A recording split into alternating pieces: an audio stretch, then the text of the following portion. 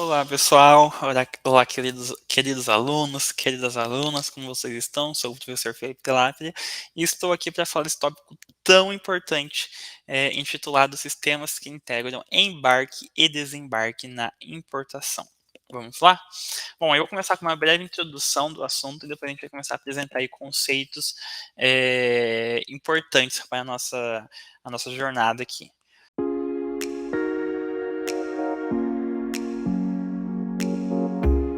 Bom, então a gente vai falar sobre. A gente vai começar abordando esse tópico, explanando a importância que nós temos, que a globalização tem, aliás, nessa questão de importação e exportação. Então, a globalização é um fato, né, que a globalização tornou as indústrias cada vez mais competitivas, né? Então começou-se a exigir mais ações e mais estratégias das indústrias para que elas se mantenham no mercado ali nacional e internacional, né? Uma vez que o mercado, devido à globalização, tem se tornado cada vez mais complexo e volátil. Mas em que sentido? Complexo no sentido de a gente tem muitas empresas que são capazes de fornecer um mesmo produto, muitas empresas que são capazes de comprar um produto. Nós temos ali um sistema complexo de logístico, né? Como que vai sair daqui, como, né, da onde eu estou produzindo, como que vai chegar no meu cliente final do outro lado do mundo. Temos empresas, hoje eu compro um produto de uma empresa, mas amanhã pode ser que surja uma outra empresa da China, Estados Unidos, Europa, e vai vender o mesmo produto por um preço mais barato, né, um preço mais competitivo. Então, as coisas são voláteis, né, as coisas se transformam muito rápido, cada vez com mais complexidade. Fruto da globalização. Só vou beber uma água aqui. Desculpa.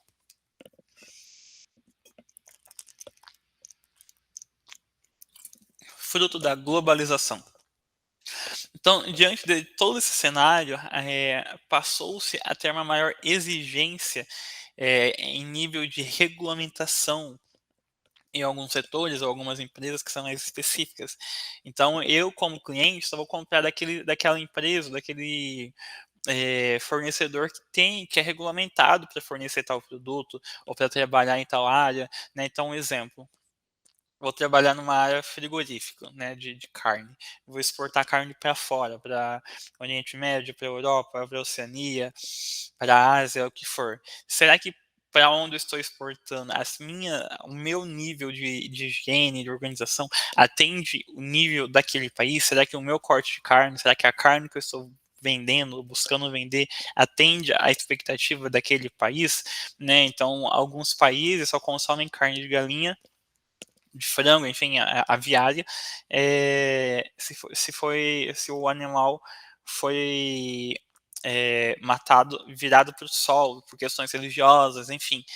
Então, será que eu estou diante dessa regulamentação? Se não estou, eu não vou ter esse mercado, né? Então, passou-se a ter essa maior exigência devido à globalização. E também diante desse cenário, as empresas então passaram a necessitar ou passaram a buscar por maior especialização, maior mão de obra, né, pessoas que entendam do assunto, que são capazes de fazer acontecer, né, toda essa gestão estratégica de mercado de vendas. Também passou você ter buscar por maior agilidade, por estratégias mais diferenciadas para garantir aí a permanência no mercado. Então tudo isso para avaliar, serviu para avaliar, ou serviu para auxiliar no surgimento de oportunidades no campo de importação e exportação. Né? Uma vez que você tem um corpo de funcionários especialistas que entendem do assunto, que você sabe que está regulamentado, que está tudo certo, a gente não tem o porquê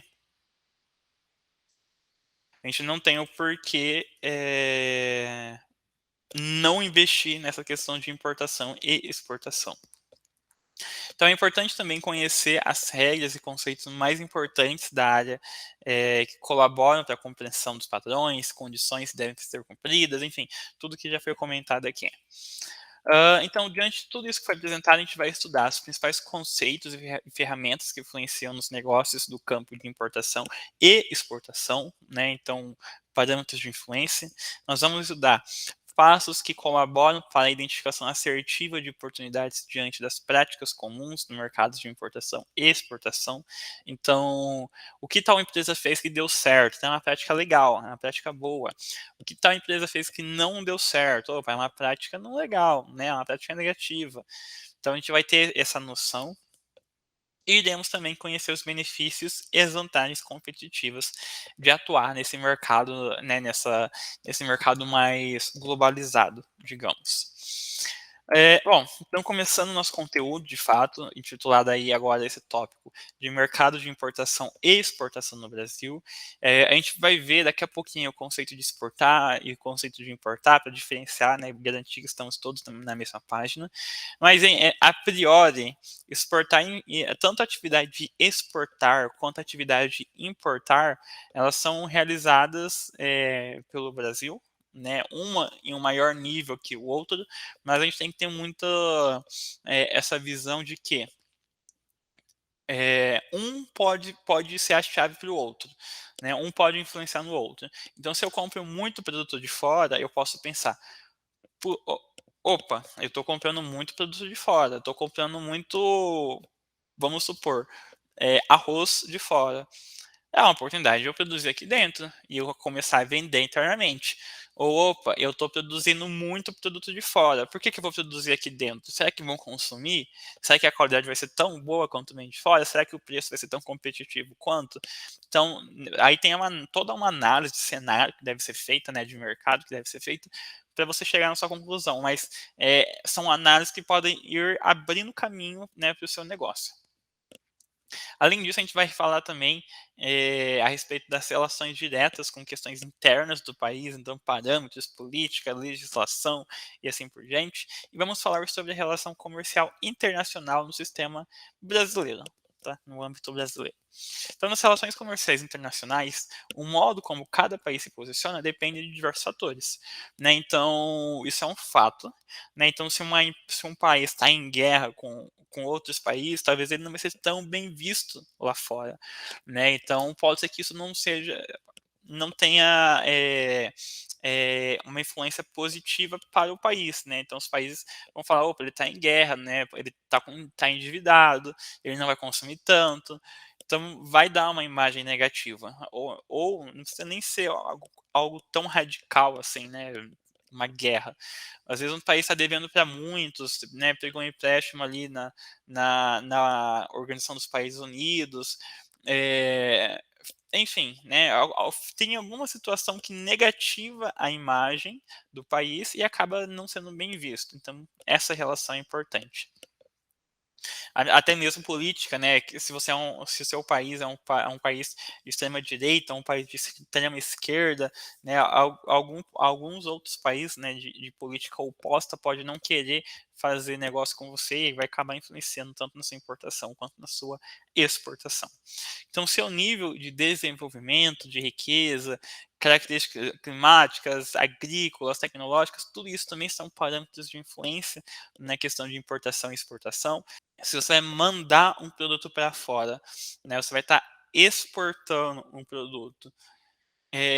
Quanto mais tecnologia, mais certeza você vai conseguir garantir ali para o seu comprador, né, para o país que estiver comprando, que você vai conseguir atender na quantidade que ele está comprando, no prazo que ele está esperando, na qualidade que ele está na expectativa, né? Se você tem, vamos lá, vamos trazer para o Brasil, né? O Brasil é um país que tem uma extensão territorial enorme, tem um clima muito bom para algumas produções, como soja, cana-de-açúcar, milho, trigo. Então, são produtos que a gente se garante na exportação. Então, a gente pode falar para Estados Unidos, por exemplo, olha, compra de mim porque eu tenho terra para plantar, eu tenho um clima propício para plantar, eu tenho empresas de tecnologia de agricultura na região para dar toda a sustentação em questão de tecnológica. Nós temos mão de obra para isso, né? Então a gente está dando a garantia. Agora vai produzir Vamos pensar, o carro mais tecnológico aí, um Tesla da vida, a gente não se garante nesse nível de tecnologia. Nós não temos mão de obra suficiente para isso. Então não adianta eu prometer o que eu não tenho, né? É nesse nível que a gente tem que pensar. Além disso, né? Tudo isso que eu comentei são fatores que implicam em tomadas de decisões, em questões estratégicas do posicionamento do país perante um comércio mundial. Então, as diferenças de produções entre países, entre diferentes países, é o fio condutor da relação entre exportação e importação. Então, o que, que o seu país produz, né, o que, que é o que o seu país mais produz é provavelmente o que ele mais vai exportar, o que ele não produz é provavelmente o que ele mais vai importar. Então, voltando para o exemplo do Brasil, a gente produz muito produtos primários, né, soja, milho, trigo, cana, enfim. A gente exporta isso em grande quantidade e a gente não produz carros tecnológicos em grande quantidade. E aí não precisa nem ser um Tesla da vida, né? Pode ser marcas mais sofisticadas, né? Mercedes, BMW, enfim. Nós não temos mão de obra para isso, nós não temos fábricas suficientes para isso. Então, são carros que acabam sendo importados, né? Por isso que tem até um preço um pouco mais elevado quando você comprar aqui no Brasil. Então, há duas ali operações primordiais que impactam diretamente na economia, que é a importação e a exportação, né? Dois fatores que nós já estamos comentando aí. Então, a saída de produtos do país em direção a outro é denominada exportação, como vocês já sabem, já devem saber, ou como eu já vinha adiantando, né, se a gente produz muito, a gente vai exportar, né, esse produto, então a gente vai mandar para fora, e é uma atividade que geralmente implica em excedente, né, ou venda do que sobra, entre aspas, né, então produzimos muito, excedeu, o mercado interno não absorve, a gente vende, né, ou a gente troca, né, enfim, é uma questão estratégica. A importação se relaciona às atividades que envolvem a entrada, né? Então, uma vez que a exportação envolve a saída do produto, a importação envolve a entrada do produto, né? Vem de outros países e é classificada como a saída de divisas, né? Saída de divisas de um país, entrada aqui no Brasil. Tanto a exportação quanto a importação são atividades que, por meio de transações comerciais internacionais, acabam influenciando na economia não só do país que está envolvida na relação, como do mundo. Né? E vamos entender. Hoje em dia, a gente basicamente compra e vende baseado no preço do dólar, né, que é a moeda mais comum aí para transações internacionais. Então, se a gente vai vender milho, e isso também é válido internamente, de certa forma, para importação, a gente se baseia no preço do dólar, mesmo que a gente esteja vendendo aqui dentro do país, tá? De fabricante de produtor de milho para empresa que vai processar o milho, né, internamente.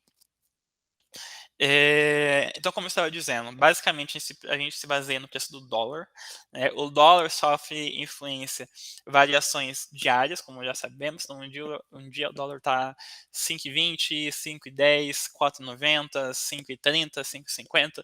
Então, o dólar vai flutuando com base na bolsa de valores, enfim, parâmetros que não vem ao caso agora, e que acaba influenciando o nosso PIB, né? Então, se a gente vende por um preço em que o dólar está muito alto, isso vai ser vantajoso para o nosso PIB, a gente está vendendo, a gente está arrecadando mais, a gente vende por um preço que está muito baixo, não vai ser tão legal para o PIB, então acaba influenciando em toda a cadeia.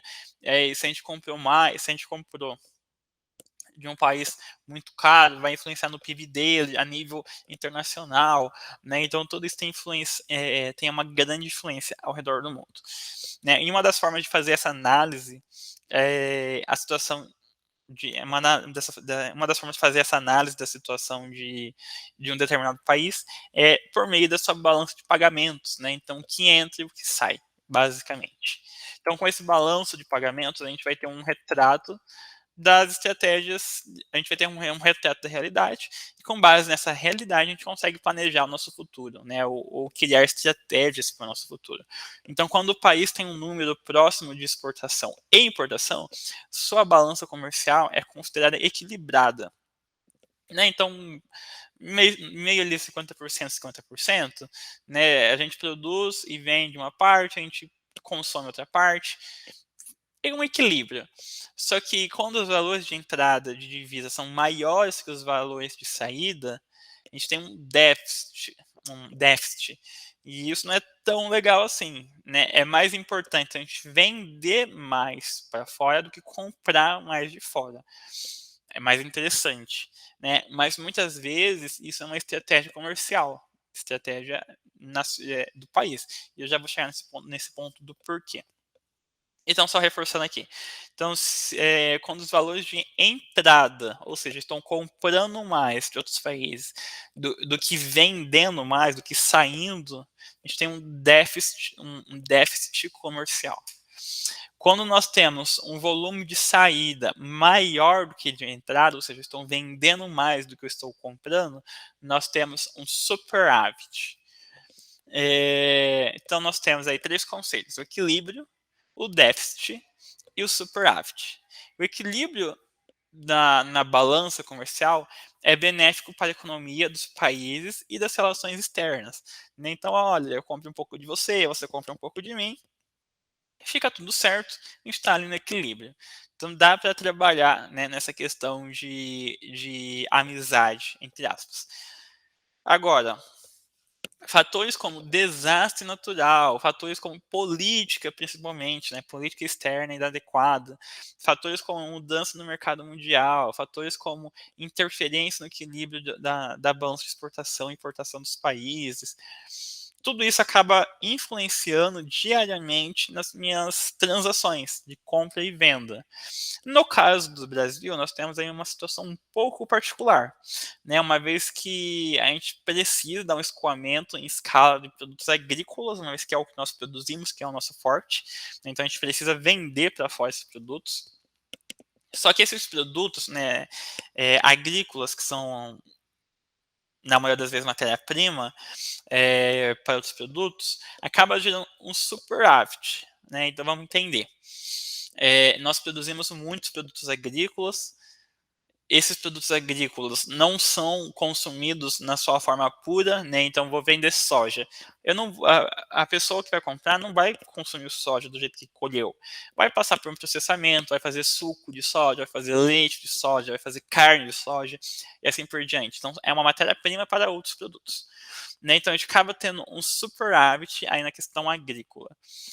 Contudo, nós essa exportação de commodities gera um valor razoável, relativamente, melhor dizendo, baixo na questão quando comparado com produtos industrializados. Então, seria mais vantajoso eu vender um produto industrializado do que vender um produto cru. Né? Então, já temos aí um ponto de atenção. Além do mais, tá, estamos só recapitulando. Já temos aí um ponto de atenção, por quê? Porque vender o produto cru gera menos renda do que industrializar, né? Do que processar e já vender o produto final, né? Porque são processos que agregam valor.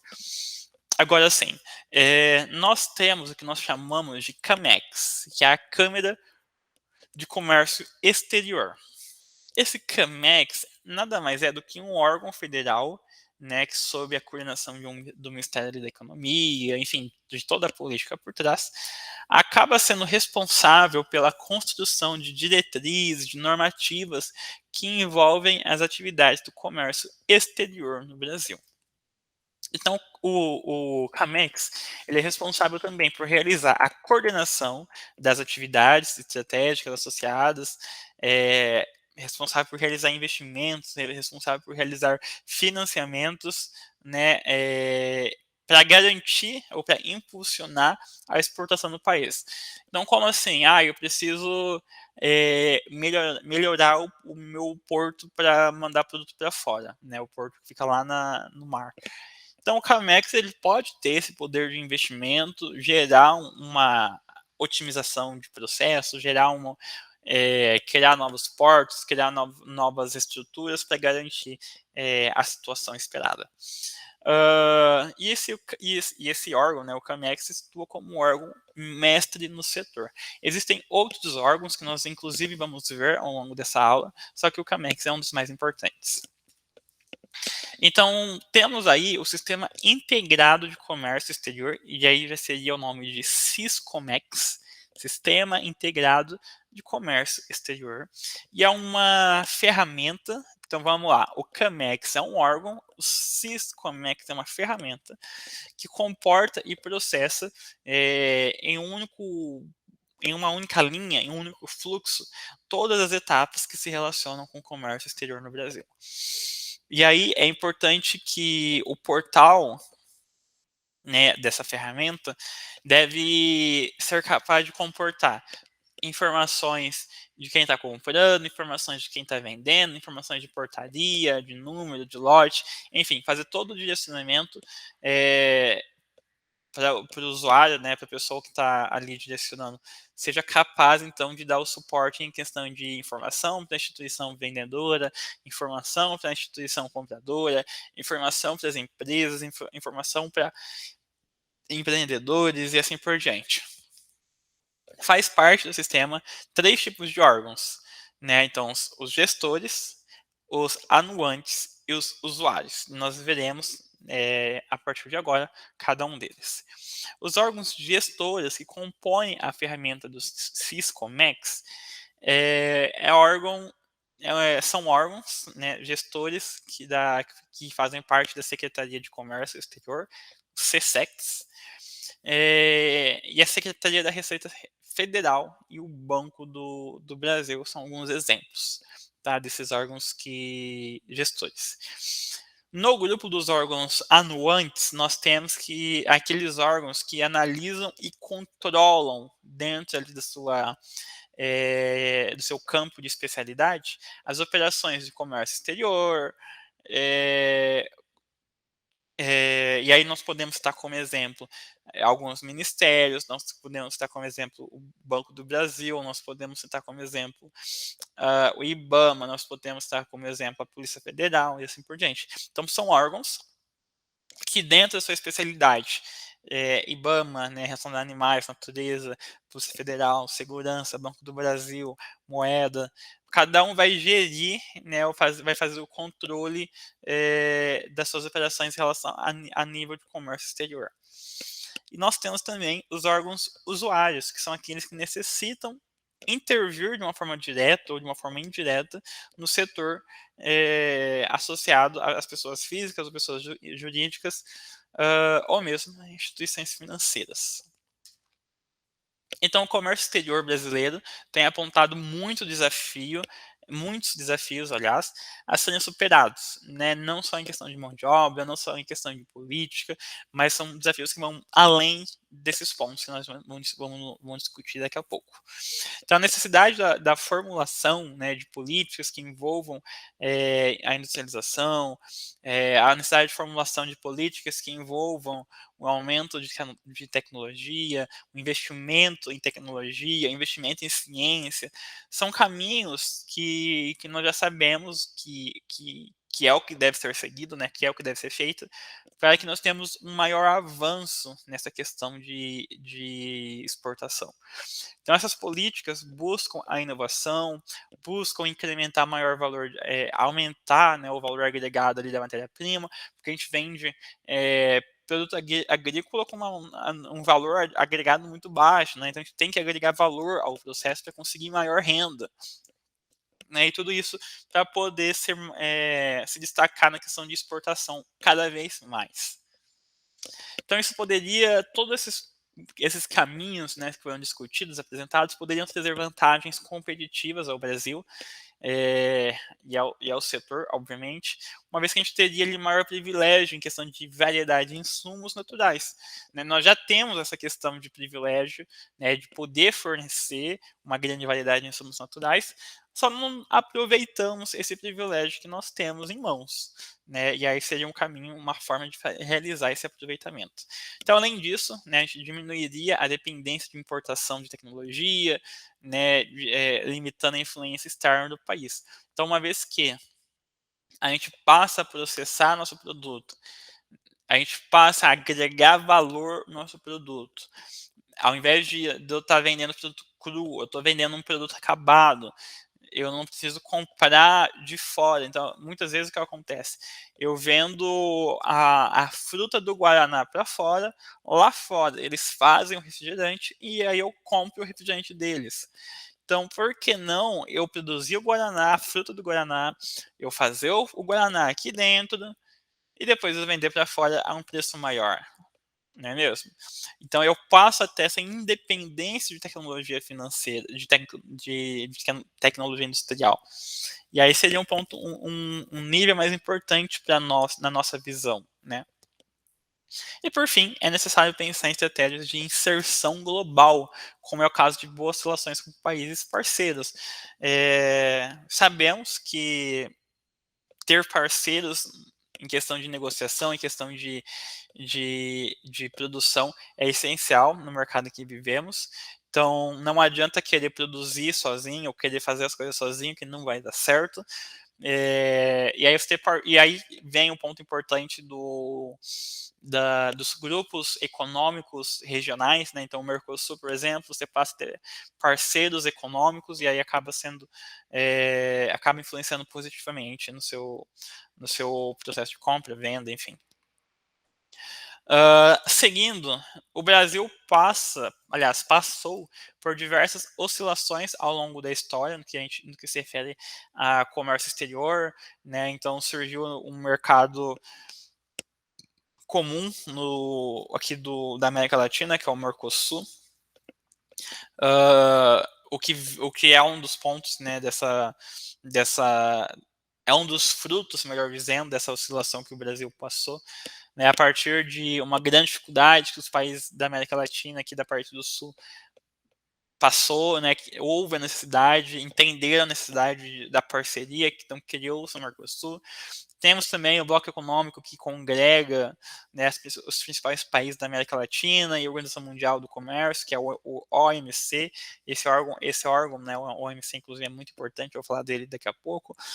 E com isso, os fluxos comerciais internacionais passam a ser objetivo do Brasil. Né? Então, ter essa parceria, ter esse fluxo, o Brasil passa a entender a sua importância, e aí passa para uma nova fase, né, que é a questão da abertura do mercado. Com o cenário mundial cada vez mais competitivo, como nós já viemos abordando, né, já estamos falando desse tópico, cada vez mais competitivo e fatores internos, né, relacionados à inflação, relacionados a preço alto, relacionado a dólar, tudo isso, associado à incorporação de novas tecnologias, expansão do comércio, levam ou nos levaram ao fim de uma política protecionista, que é o que nós tínhamos aí até alguns anos, né, algumas décadas atrás. A gente passou de um ponto de uma política protecionista para uma abertura comercial maior, né, em questão de negócios. O país então se adequou às novas tecnologias, às novas exigências da globalização, por influência, inclusive, da globalização. E aí começou-se a ter um acirramento, né, uma competição entre países ali a nível regional, né? Então, por exemplo, Brasil, Paraguai, Bolívia, Peru, países que estão próximos para entender o rumo de cada um, né? Então, países que estão próximos normalmente têm climas semelhantes, normalmente produzem a mesma coisa. Então, o que cada um vai produzir em maior quantidade, o que cada um vai vender para os Estados Unidos, vender para a Europa, que não vai me influenciar, que não vai me influenciar de forma negativa.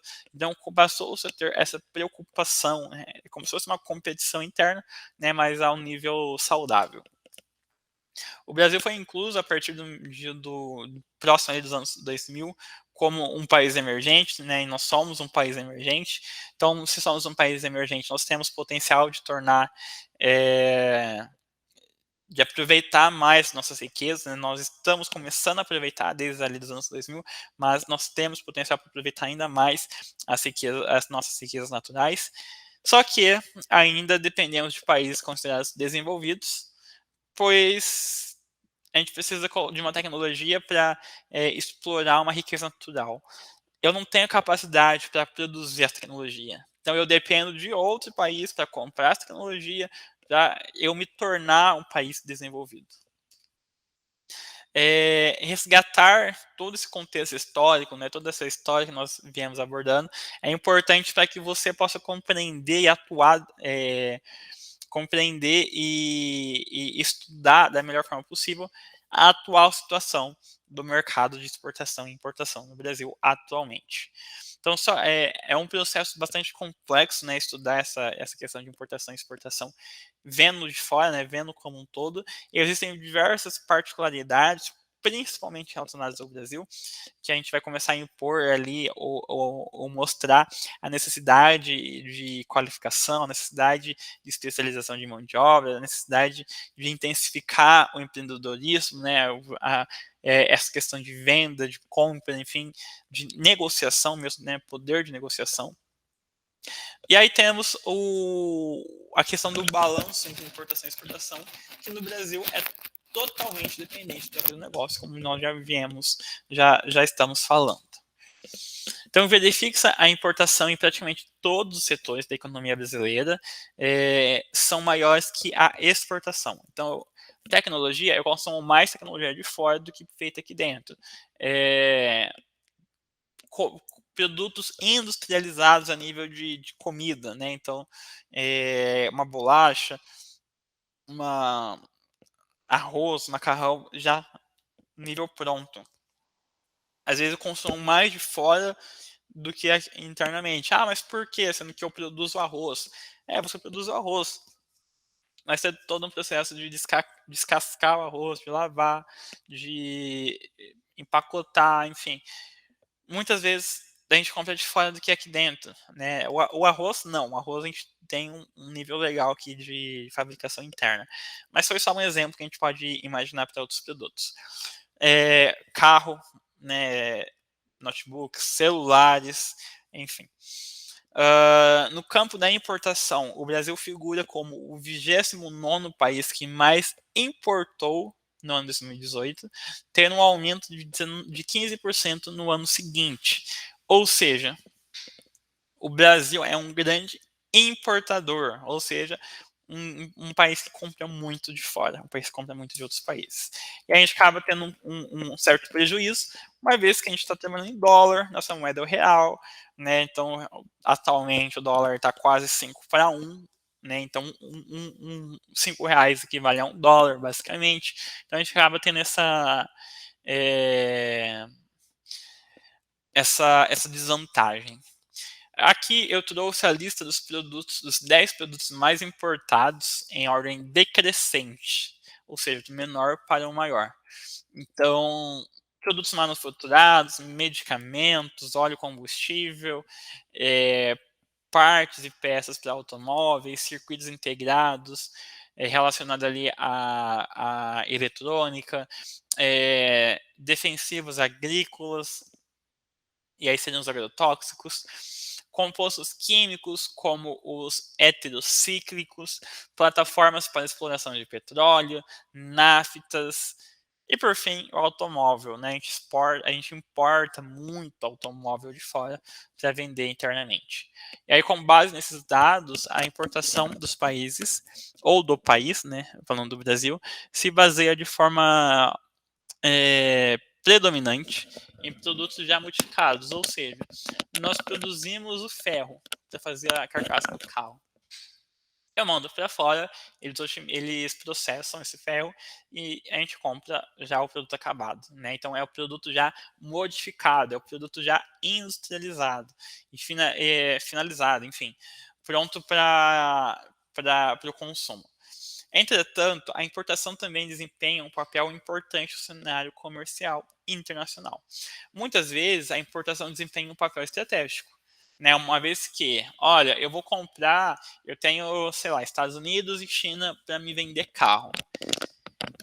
Olha, Estados Unidos, eu vou comprar com você, apesar de eu ter uma oferta de outro país, mas em troca, uma vez que eu vou estar comprando muita quantidade de você e quase que exclusivo, em troca, eu quero que você abaixe o preço de tal produto. Ou em troca, eu quero que você me mande mais tal produto.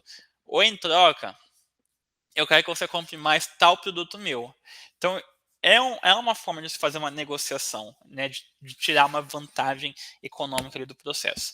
E muitas vezes a importação desempenha um papel estratégico, né, uma vez que é o que nós acabamos de discutir, para garantir ali formas mais baratas ou rápidas de aquisição ou de venda de produtos para outros países. A importação também estreita a relação entre os países, né, uma vez que passa a ter esse nível de amizade, né, esse nível de companheirismo, digamos assim, e estima-se que em 2019 o Brasil exportou em torno ali de 186 bilhões de dólares, ou seja, vendeu, né, para fora, para outros países, cerca de 186 bilhões de dólares. E aí a gente trouxe aqui a lista dos 10 produtos mais exportados pelo Brasil. Uh, então, soja, petróleo, minério de ferro, celulose, milho, carne de frango, produtos manufaturados, carne bovina, farelo de soja e açúcar. Então a gente vê que em sua maioria são produtos primários. Né? Então, soja, vou mandar para fora fazer carne de soja, fazer suco de soja, fazer leite de soja, vai fazer tofu e assim por diante. Petróleo é uma das poucas exceções, né, uma vez que o Brasil é um grande fabricante de petróleo. Minério de ferro, né, então vou vender ferro, vou vender bauxita, vou vender cobre, níquel, e ela faz um processar para fazer uma placa de computador, vamos fazer uma placa de celular, uma bateria de celular, enfim. Fazer o produto acabado mesmo, né, a celulose que vem das árvores, e aí eu vendo para fazer folha de papel, por exemplo, milho para processar, carne de frango, carne bovina, farelo de soja para fazer ração para gado, para fazer ração para cachorro, para gato, açúcar para fazer bebida, para fazer doce. Então são todos produtos primários, basicamente, ou em sua fase um pouco primária ainda.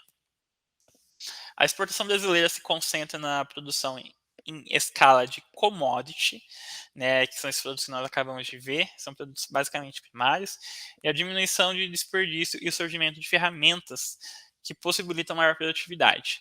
Então, uma vez que eu estou exportando em grande quantidade commodities, eu tenho que buscar uma forma de não ter um desperdício. Né? Então, a gente anda numa rodovia aí para viajar, a gente vê caminhão carregando soja.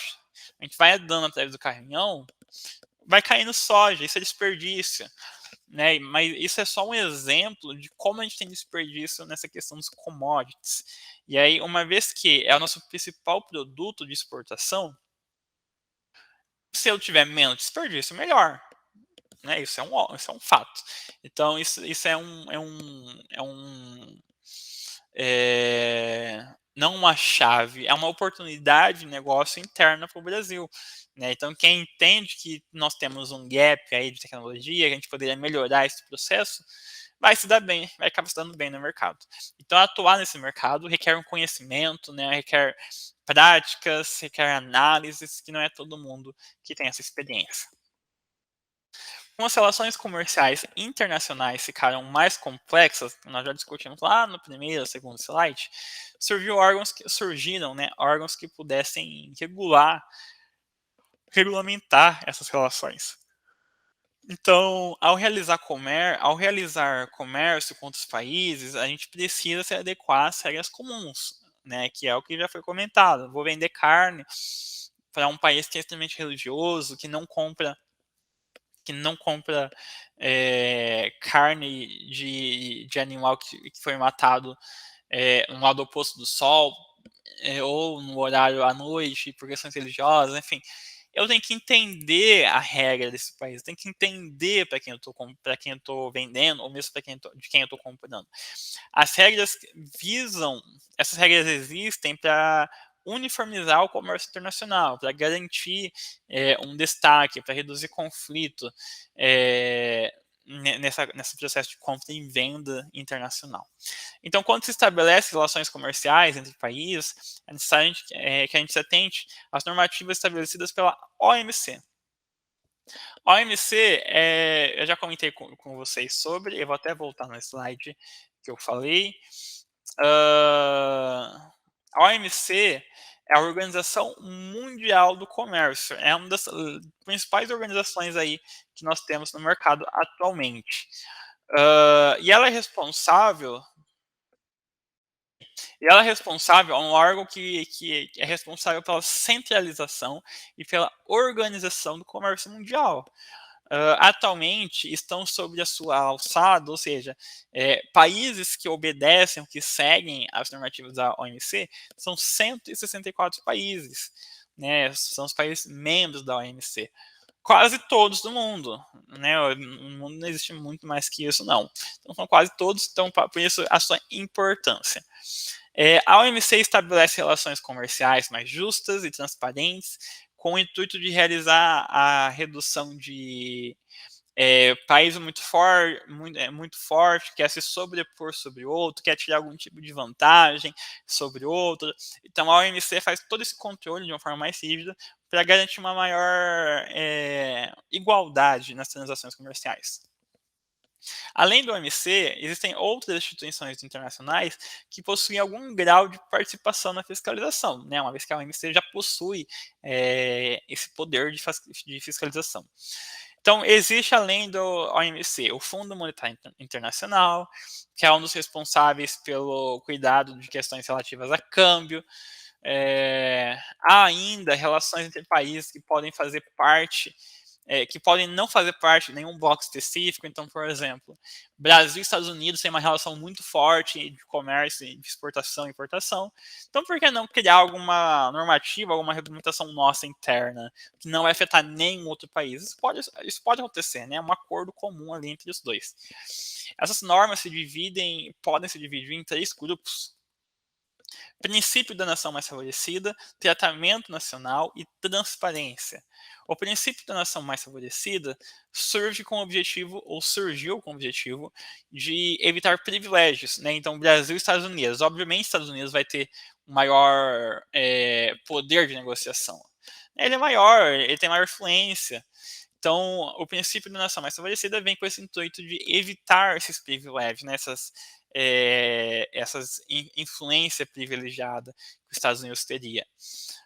O que poderia, então, gerar né, se a gente tivesse, de fato, essa influência atuante, poderia gerar um desequilíbrio no comércio internacional como um todo. Tendo isso em vista, quando um país que faz parte da OMC concede benefícios aduaneiros para outro país, é necessário que o país estenda esses privilégios para outros países também. Então, se os Estados Unidos, perante a OMC, está fornecendo algum privilégio, alguma venda privilegiada para o Brasil, por exemplo, ele vai ter que fazer essa venda privilegiada para outros países também, para garantir que não seja um privilégio, para garantir que não seja chucho, entre aspas, né, como muitos dizem. O tratamento nacional é semelhante ao primeiro, ou seja, semelhante ao princípio das nações mais favorecidas, contudo, se refere à imposição de impostos sobre produtos feitos fora do seu país. Isso é para ajudar o consumo interno. Isso quer dizer que, quando o país estabelece a cobrança de imposto de uma mercadoria, tendo em seu território, terá que realizar a mesma cobrança para produtos semelhantes que sejam importados de outras nações. Então vamos lá, vamos pensar nos carros. No Brasil existe ali uma fábrica da Fiat, né, Ford, carros ali populares feitos no Brasil, que tem um preço mais acessível. Ah, mas eu não quero comprar um Fiat, eu quero comprar uma BMW. Eu vou importar esse carro, vai ter um preço de importação, ou seja, vai ter uma taxa em cima de importação. E por que isso existe? Porque é para influenciar o consumo interno. Olha, fulano, o Brasil produz modelo X, Y e Z. Você quer o modelo W. Então a gente vai colocar uma taxa em cima do modelo W para te influenciar e quem sabe você não trocar de ideia e compra o modelo X, Y e Z. Ah, eu não vou comprar o modelo X, Y e Z, eu vou comprar o modelo W. Então tudo bem, você vai pagar uma taxa que é para compensar esse consumo externo. Essa é a ideia. E nós temos ali a transparência, que se enquadra em uma norma exigindo o máximo possível de transparência dos países. Nesse caso, né, nesse setor, a norma destaca que seus membros devem ter um dia e deve ter em dia todos os públicos, todas as leis, perdão, e decretos que envolvam o comércio exterior do país. Além disso, estima-se que esses dados sejam disseminados de forma fácil, de fácil acesso, além ali da autorização. Dando sequência, a OMC possui ainda o objetivo de minimizar barreiras, né, tendo indicado que se use a padronização de Organização Internacional do Comércio e normalização, as ISOs. Então, as ISOs são normativas, são regras que os países devem seguir para garantir, né, a qualidade do produto que está importando, do produto que está exportando, para garantir não só a qualidade, como a confiabilidade do produto, né? Então, eu vou estar garantindo que o produto é de boa qualidade, vou estar garantindo que o produto é de fato, eu estou comprando de fato o que aquele país diz estar vendendo, né? Na qualidade que ele diz estar vendendo. É garantir que tem uma vistoria por trás, né? Porque isso tem vistoria. Então, produtos que seguem a ISO, né, países que seguem a ISO, acabam tendo essas vantagens. O papel é promover regras para a normalização dos produtos e de empresas que visam ou visando atingir um padrão comum de qualidade. Foi justamente o que eu acabei de comentar. O atendimento dessas normas garante certificação, garante credibilidade, garante vantagens competitivas aos setores e às empresas que estão seguindo essas normas. Enfim, tudo o que eu comentei, eu deixei por escrito ali para vocês. No Brasil, vamos lá. No Brasil, temos algumas instituições que ficam responsáveis pela verificação do atendimento a essas normas. Então, no nosso caso, nós temos a ABNT. A ABNT, que seria a Associação Brasileira de Normas Técnicas, é responsável pelas mudanças que podem ocorrer. Então, eu estou comprando um produto de um país hoje. Semana que vem eles mudam esse produto. Então, a ABNT faz toda essa certificação, essa vistoria, e se houve alguma mudança, tem que constar nas normativas, né? Então, tem que estar tudo documentado.